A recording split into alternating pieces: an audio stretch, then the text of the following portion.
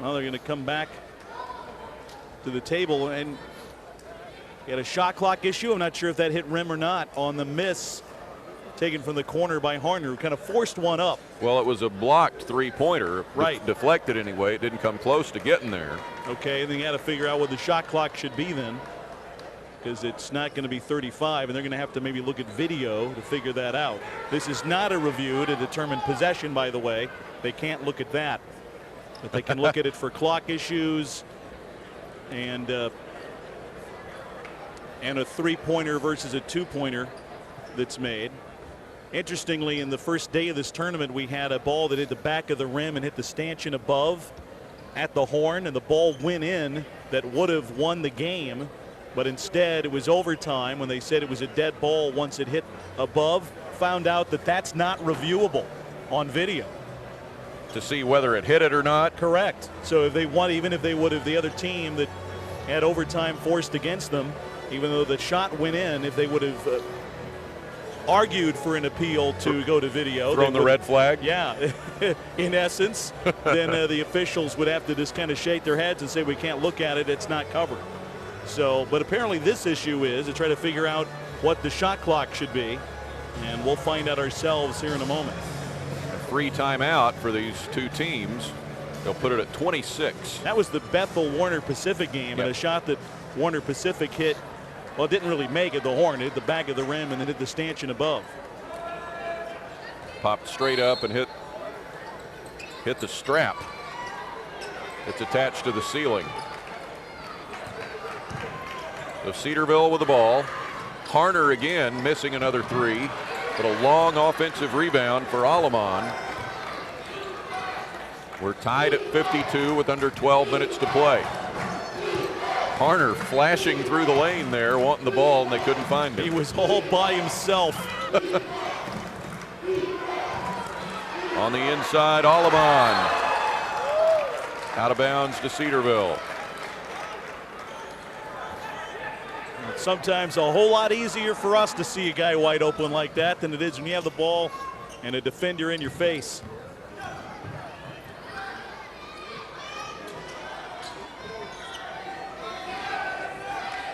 Five to shoot. All the way in for Aleman, and he can't finish.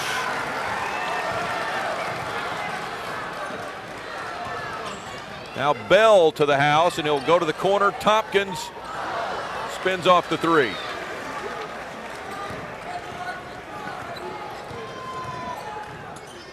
Haddon Anderson driving and missing.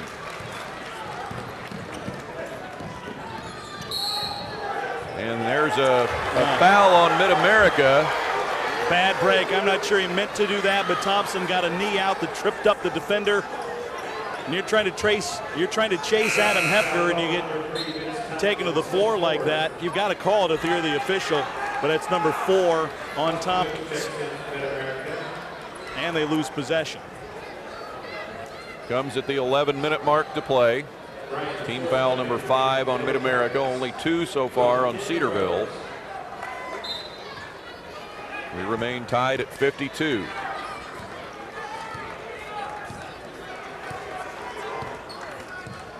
Now Cedarville will slow things up a bit.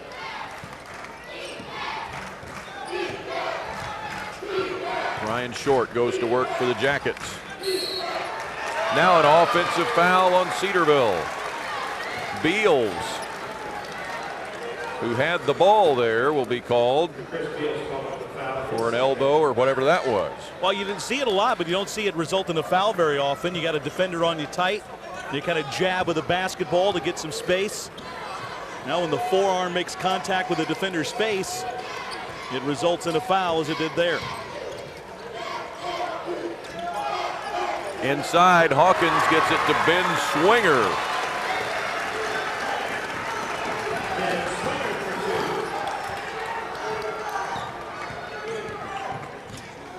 Mid-America by 2.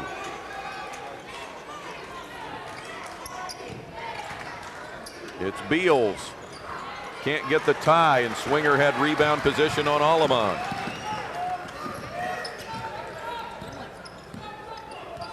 Hepker will drive, and get fouled by Short, just his first.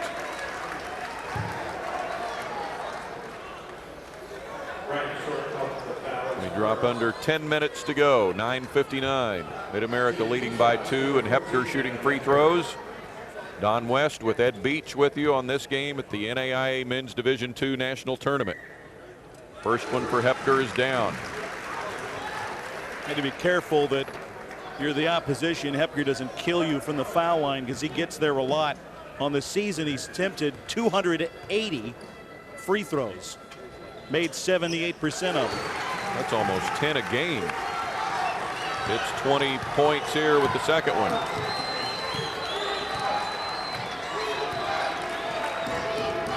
He's done it his whole career too. It's not like this is kind of a freak season in that regard. He gets 250 to 300 per year. Rose gets it down with a hook.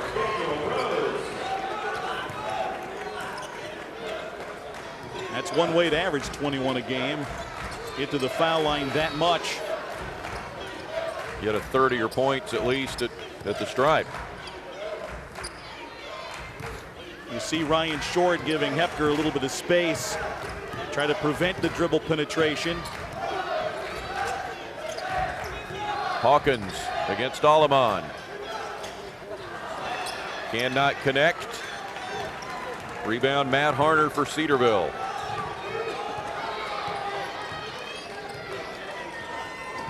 Grant Walker at the table for the Yellow Jackets at the next whistle. Short up and under, and he throws it away.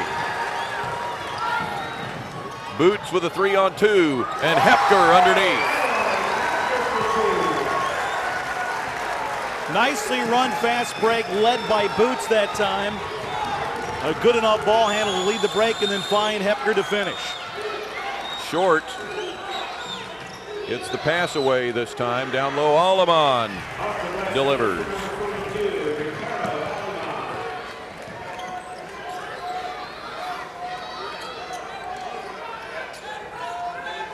(58-56) Mid-America Nazarene. Leading it by 2 and a foul as Daniel Rose leans into Hawkins at the block. Pretty good foul to take because Hawkins had him beaten. He was going to spin to the basket and get a layup anyway. But it is the third foul on Rose. Team fouls are 5 apiece now.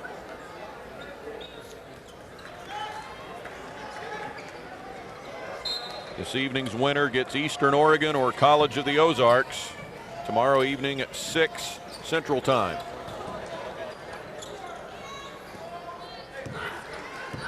Now Mid-America will slow it down a little bit.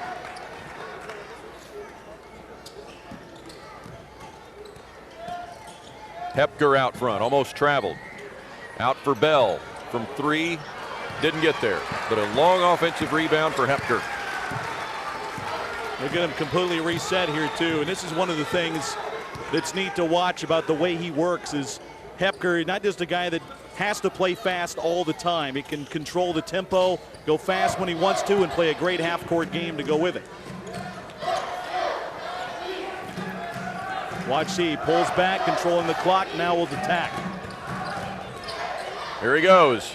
Hepker leaning, and he has to use the safety valve to Hawkins, fading away with 2 on the shot clock. Hawkins gets to 21 points.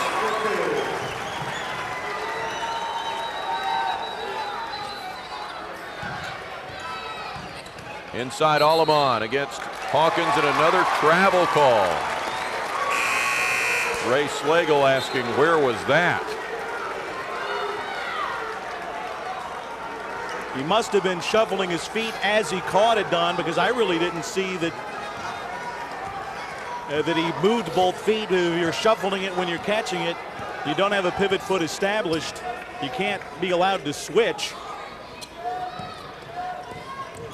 Hepker inside, and an obvious foul here on Ryan Short will be his second. Let's see if they call this shooting or not. It will be Hepker at the foul line, I guess. Yeah, they're going to wipe up the floor, and put Hepker back to work at the stripe. They're talking about if it's out of bounds, though. Hepker's thinking he was shooting. But I think they're going to have to inbound it.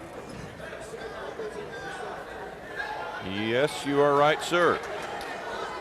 They'll call that one on the floor. Team foul number 6 on Cedarville. And it is Hawkins in and out.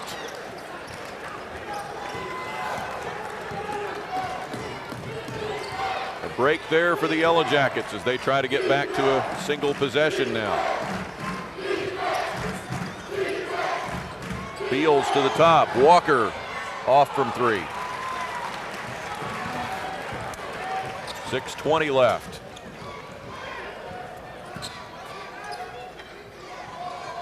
Bell back out front for Hepker.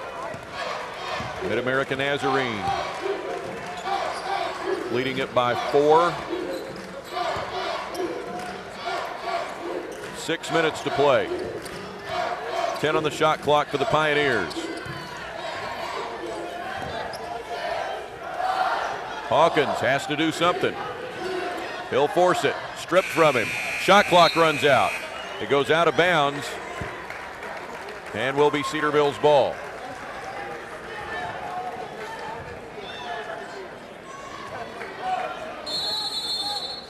And we'll get a full timeout from late Ray Slagle now with 5:47 left. Mid-America Nazarene, the 2 seed in this tournament. It's kind of shaping up to be a classic as both teams have really gotten after each other in the defensive ends, along with making some fine offensive plays throughout the afternoon. But it has been attack mode on both sides defensively. Mid-America Nazarene has done a pretty good job covering up Cedarville's 3 shooters. Christopher Walker's made a handful, but really coming from a forward position. Grant Walker's just made 1. Ryan Short's gotten his points really around the lane and slashing to the basket.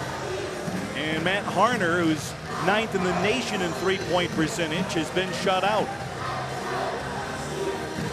Nazarene's offense has just come a little bit easier for the whole course of the game. They've made 24 field goals to Cedarville's 19.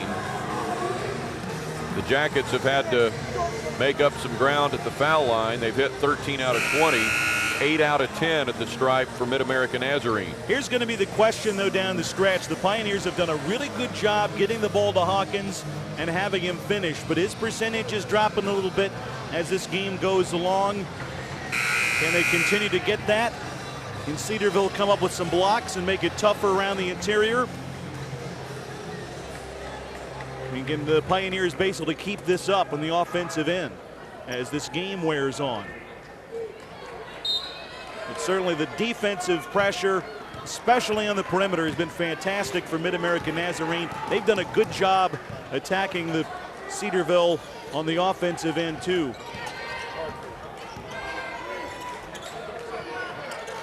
Tell you what, though, the Yellow Jackets have done an excellent job getting the ball inside to their big guys and having them work. They have. Beals, fouled on a 3-shot. That's where you talk about Cedarville having a lot of different weapons, and that's a sign of a team that's championship worthy. You can't just have one thing that you do well, because if that gets taken away, then you're in real trouble. And Cedarville, a very good 3-shooting team, but they've been able to find other ways to score. 3 times for Beals, the first one down.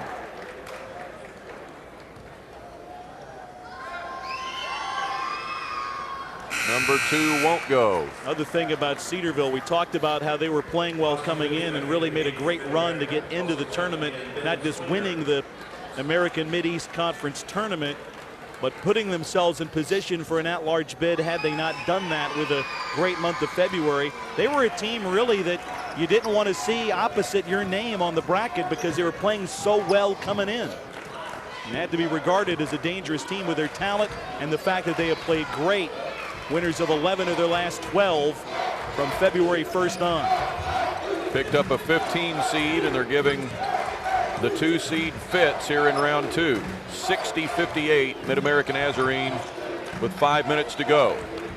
Hawkins on the inside. Gets it in. Nice touch. Got that around the block with a good high arcing shot, then hung in the rim and dropped. We'll say 22 points now for Hawkins. I may have been off a point on him a while ago.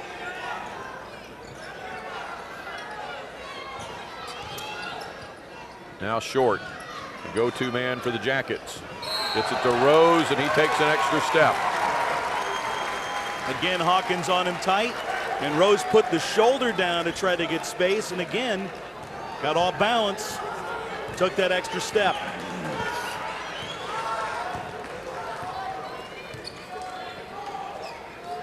Mid-America by 4 with possession. Swinger throws it away. Had the right idea. Hawkins cutting to the basket right of the lane, just a little too hot on a bounce pass and from a tough angle. Cedarville needs this possession, down 4 and getting late. Closing in on 4 minutes to go. A foul on Bell, and he's had a lot to say about fouls called on him here of late. That's his 4th. And Cedarville in the 1-and-1 now, and that was number 7.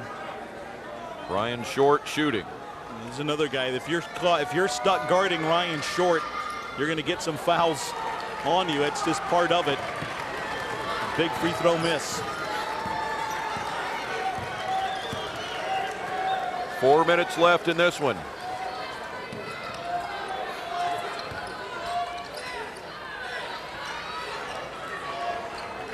Bell with Short on him. Pass down low to Hawkins. That was an impressive post up. He just got wide, got into the basket, demanded the ball. They fed him and scored. How about the pass to get it to him? Yeah. A miss there for Rose. Chris Walker underneath. He'll benefit on the foul. Is it again on Bell? It is. That's huge. That hurts. A lot of time to go at 3:33. Bell averages 13.5, has not scored this half, but Donnie's such a smart player.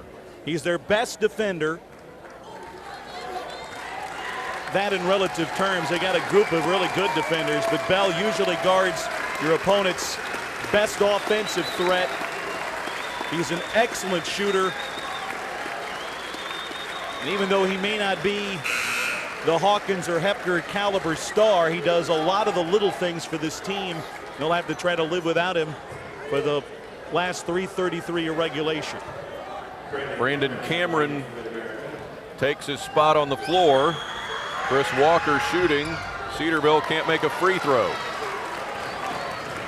They've missed enough to be ahead here in the last 3 times they've been to the line. 67% as a team. Not great, but not terrible either. But boy, they have missed a lot of opportunities there, really all game long. A cutter and a no, won't go. Hung on there. I thought it was going to drop for Swinger, and it just did pop out. Cedarville now 15 of 25 at the foul line. 60%, but 10 misses. 2 shots for Swinger. That one went to Chris Beals, his 3rd foul. Time ago, a front end of a 1-and-1 miss. That really can count as 2 misses. Yeah. Vince Tompkins back in. Swinger will shoot for an 8-point lead now if he can connect here. It'll be 7.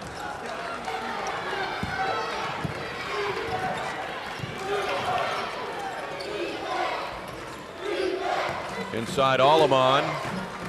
He'll work it and miss and climb over the back. Great work by Hawkins to hold his ground in there. Aleman gave him a pretty hard bump. Hawkins didn't back down, but didn't foul either. Full timeout for Ray Slagle now with 2:59 to go. Mid-America Nazarene leading Cedarville 65-58.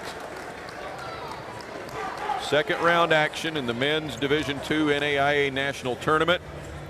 The winner to play in the quarterfinals, the round of 8, tomorrow evening at 6 o'clock Central Time against either Eastern Oregon, the 7 seed, or College of the Ozarks, the 10 seed and the host.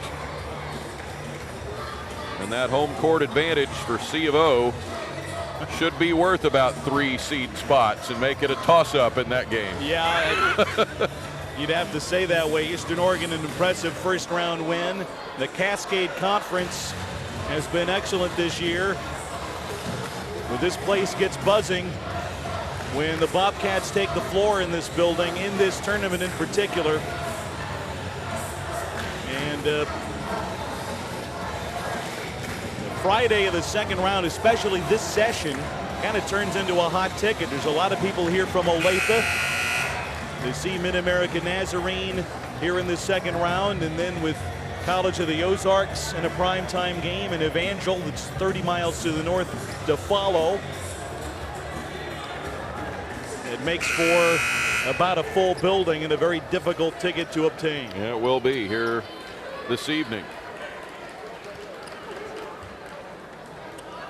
Well, 2:59 left. It'll be Danny Hawkins shooting. He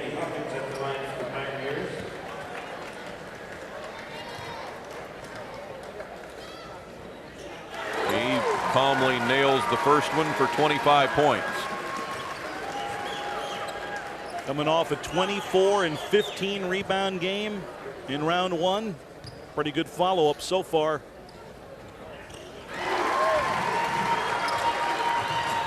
Mid-America Nazarene by 9. 67-58. I believe that's their biggest lead of the game. Beals inside Aleman. Against Hawkins, he scores. Cedarville needed a basket that possession and really running out of time. Needing to make a move right here. They cut it to 7 on a good post move for Malamon. Timeout for Rocky Lamar. 2:29 to go. 67-60.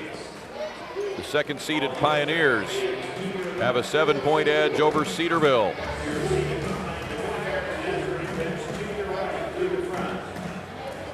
Pioneers have a bunch of timeouts left, 4 still to burn. So Rocky Lamar wanting that one, probably just to get his team under control and just making sure they're on the same page and get the set that they need really out of every possession. They're the ones in control with a 7-point lead.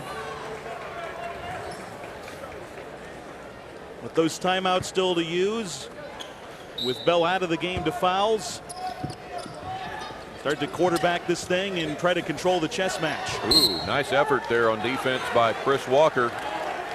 He can't come up with the ball. And that thing got hung out there a little bit too soft. He almost picked that off.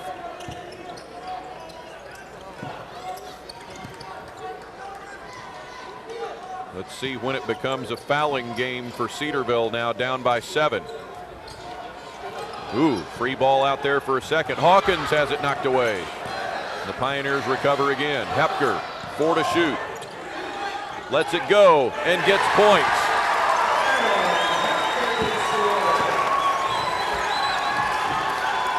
Short. Off the mark from 3. And there's Aleman for the putback. And a foul on Short. With 1:50 left, it's what it's going to be now for Cedarville for the next little bit. If they can't get a quick steal, they'll have to give up the foul shots. That time in the half court on the Hepker make in the lane, you almost have to throw away your defensive instincts when you're guarding Adam Hepker, because your instinct is to kind of go after him and stay tight. Walker played loose, and then when Hepker gave a little hesitation, he stepped forward, and that's when he got beat. As Walker stepped to close the gap instinctively, and Hepker went by him and got the little 10-footer. Cedarville gets a break, and now another break as they get a foul on Andrew Crotty. And not what they had in mind here in this sequence. Front end of a 1-and-1 missed. And now a chance at points for Cedarville with no time running off the clock. Swinger and Cameron returning. And they're into situational substituting now in the Pioneers side. Tompkins will come in along with Crotty for defensive purposes every chance they get to make a switch. Swinger and Cameron in that rotation on the offensive side. Ooh, Walker gets a friendly soft bounce there. Added some spin on it, didn't it? That reversed in the back iron and rolled in. 5-point difference. A minute and a half to play. Hepker playing keep away on his own. This is a good possession even if they don't get points. Exactly. Hepker gets rejected, and it's short the other way. Cedarville down 5. Beals for 3. Not there. He went down, didn't get a call. Aleman on the rebound. Will go to the line.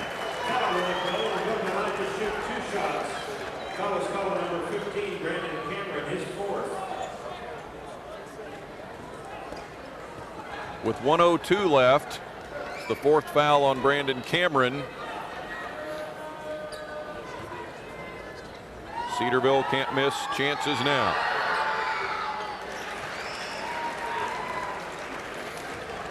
That's a trio with at least 15 now for Cedarville.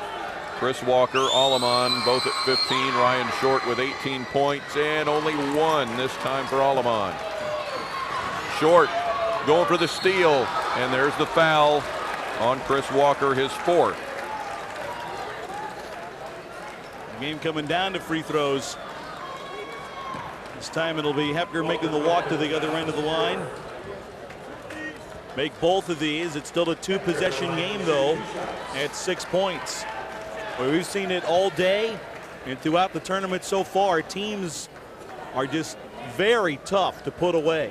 Even in these last few minutes, you think you've got it almost in the bag in situations like this, but how many times have we seen opportunities to win games or overtimes forced in the closing minutes in games just like this? There you are. The biggest, widest margin today of victory has been 7 points by Northwood over Walsh.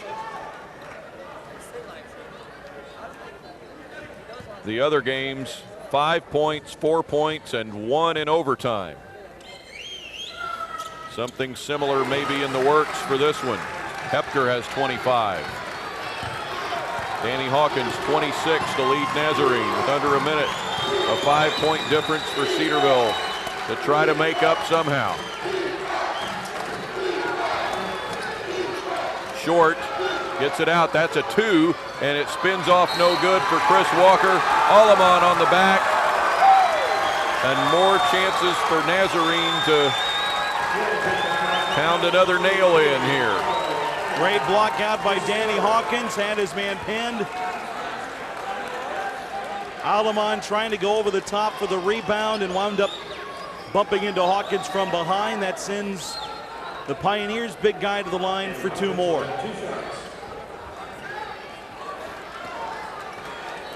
Hawkins has 26 to lead all scorers. Betters his 24-point game against Friends. He's still going here in the last minute of round 2.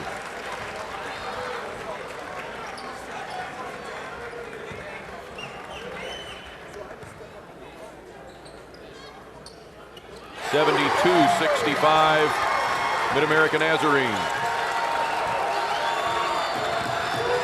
35 to go. Ryan Short will take a 2 and get it in timeout. That still just gets it back to 5, though. Yeah, so you're still 2 possessions down. But again, if you're Mid-American Nazarene, you're probably going to be sent to the line. The shot clock is off. So you're not out of the woods yet. Still need to connect from the free throw line to put this game away. But we've seen teams in this situation, Don, let the other team back in it with chances to win and force overtime. You mentioned the Northwood-Walsh game. Hey, Northwood was down 8 in the second half, came back to win by 7. Oklahoma Wesleyan was way behind. 17. Yeah, it came back to get overtime. Only lost by 1. Aquinas stayed right with the #1 seed Bellevue today. That was tied in the last 2 minutes. It was, and Aquinas just had a miserable shooting first half and came back. That game, actually, Aquinas had a possession, I want to say, with the score tied at around 20 seconds to go and could not cash in, and Bellevue made free throws to close the game out. The Bethel-Ottawa game. Ottawa was down, I believe, maybe 10 at half. And Ottawa had chances down the stretch before Bethel made free throws really in the closing 20 seconds to win by 5. So it's not over yet by any means, and Cedarville, you need a break or two, but you can't consider yourself completely put away yet. And if you're a Mid-American Nazarene, you got to play smart, take care of the ball, and knock down your foul shots here down the stretch.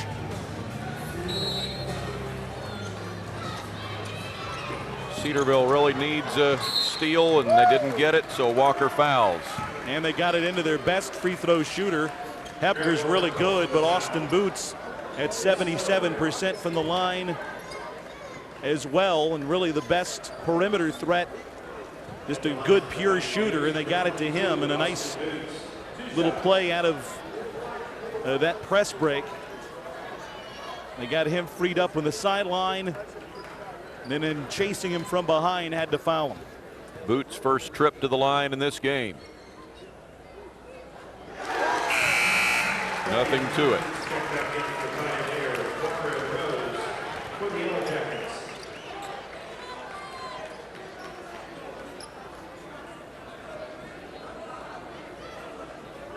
Mid-America by 6, and a free throw here would make it a 3-possession difference.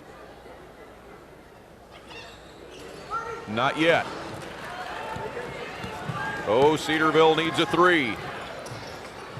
Beals off the mark. It comes back out long. Beals again. Puts in the 3 at 17 seconds.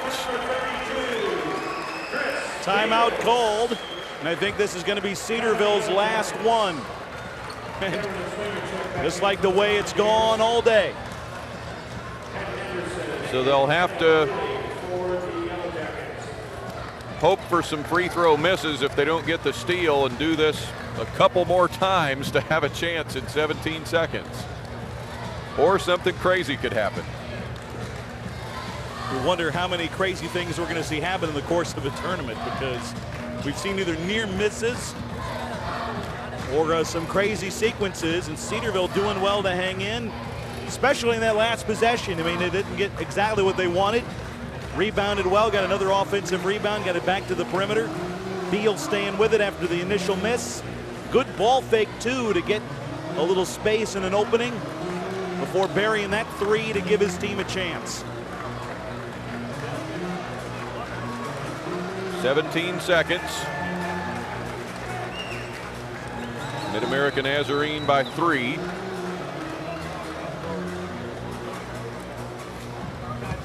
Here's the double bonus is a big deal, too, because you're going to get 2 free throws when you're fouled. Just 1 out of 2 makes it a 2-possession game.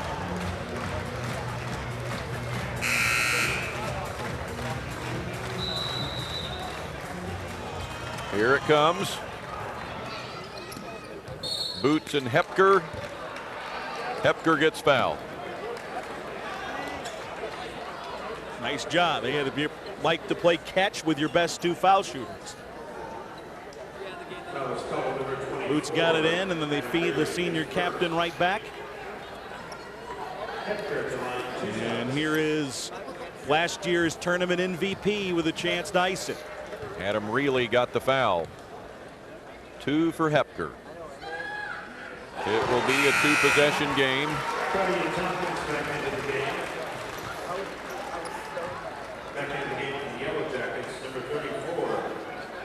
15.4. Cedarville is going to need a shot really within about 5 or 6 seconds. They've got the 3 shooting team out there now with a couple of subs. Harner back in, Chris Walker, Grant Walker, Short, and Beals. They'll have to have it quickly. Short from 28 puts it down. Maybe closer to 24 or so, but now a free man down floor, and it's Tompkins with a layup. Back to a 4-point game. 2 possessions now. You need 2 baskets in 8 seconds. Or get fouled on a 3. You don't suppose Short misses, and that is going to do it. Tompkins was way too close to Short right there. And that was probably a little too close to the rim and going in for Mid-America Nazarene fans. Their hearts may have skipped a beat, but this is about to be a very big hurdle for them to get over in this national tournament. Hepker with 2, only 9/10 of a second left, and Cedarville can only stand and watch.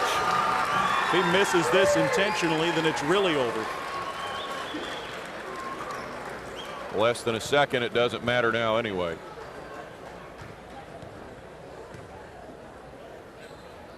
Hepker will finish with 29. Danny Hawkins 28.